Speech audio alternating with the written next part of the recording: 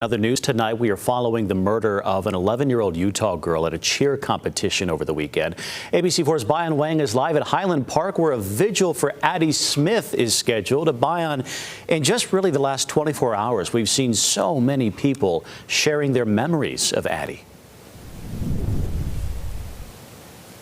Absolutely. We haven't seen anybody show up quite yet for the planned vigil here in Highland Park. You have to wonder if any of that winter weather Jake was talking about altered any plans for the vigil. But as you mentioned, we've seen those tributes pouring in. We've heard 11-year-old Addie Smith described as someone who led with her character, who helped her peers, who accomplished so much.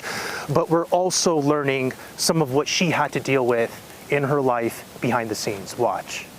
This is just kind of a worst case scenario for children. There's no upside. For 11-year-old Addie Smith, it was a custody battle that spanned for several years, leading up to what police are calling a murder-suicide. Police say the mother, Tanya McGeehan, murdered Smith before taking her own life.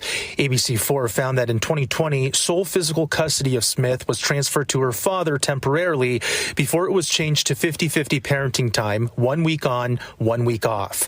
In 2021, documents show that McGeehan filed a restraining order against Smith's father.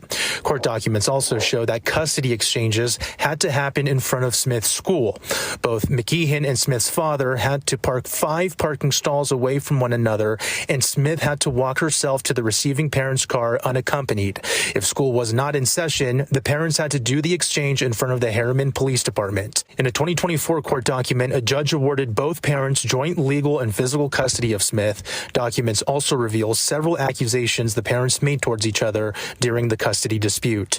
Marco Brown is a family law attorney who's worked thousands of divorce cases. Here's his take after a brief review of the case. This is not normal. This is obviously a high conflict case in which the people just did not like each other at all and were fighting during the divorce and probably for some time before the divorce. So no, this is not normal at all. Now, a community mourning Smith's death, trying to make sense of a tragedy that cut her life short.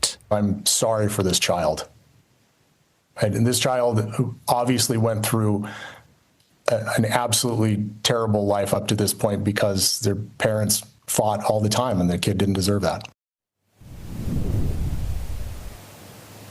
And according to the Las Vegas Metropolitan Police Department, officers located a note inside the hotel room at the Rio where the bodies were discovered, but they did not tell us what that note said. Brian and Sarah, I'll go ahead and send it back over to you guys.